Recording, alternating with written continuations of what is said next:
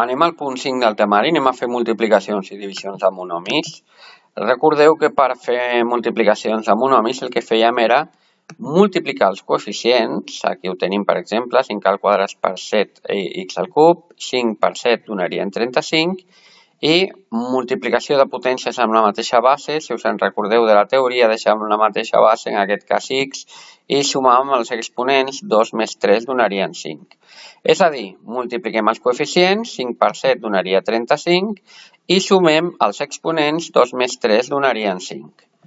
Molt bé, anem a fer algun exemple més. Multipliquem els coeficients, 4 per 5 farien 20, i sumem els exponents. Recordeu que quan no hi ha res, la x aquesta d'aquí estaria elevada a 1, i per tant 1 i 4 farien 5, aquí ho tenim, 5, i la i està elevada al cub i al cub, 3 més 3 donarien 6.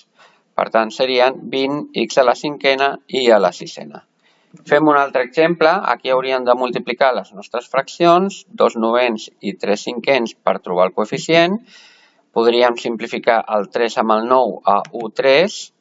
D'acord? Aquí ho tenim simplificat. He simplificat el 3 amb el 9 a 1, 3. I després he multiplicat. 2 per 1 és 2 i 3 per 5 són 15.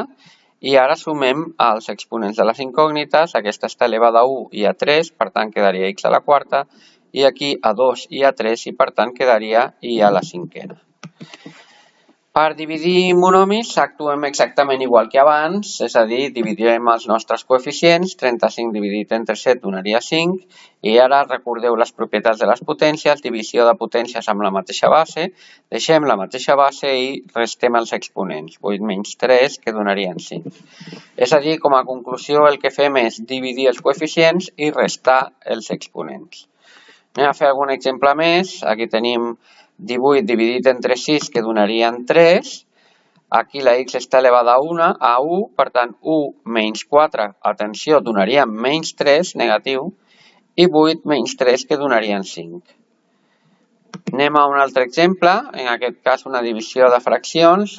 Recordeu que per dividir fraccions podem simplificar els de dalt entre ells, és a dir, el 2 i el 4 el podíem simplificar a 1, 2, i ara ja podem fer la divisió. Recordeu que multipliquem en creu, 1 per 5 farien 5, 9 per 2 serien 18, i ara restem els exponents, x a la sisena, x al cub, per tant seria 6 menys 3, que donarien 3, i al quadrat i al cub, 2 menys 3, que donarien menys 1. Per tant, ens quedaria 5 divuitens de x al cub per i a la menys 1. Molt bé, doncs fins aquí la multiplicació i divisió o el repàs de multiplicació i divisió de monomis. Al proper punt del temari el que farem serà parlar de potències.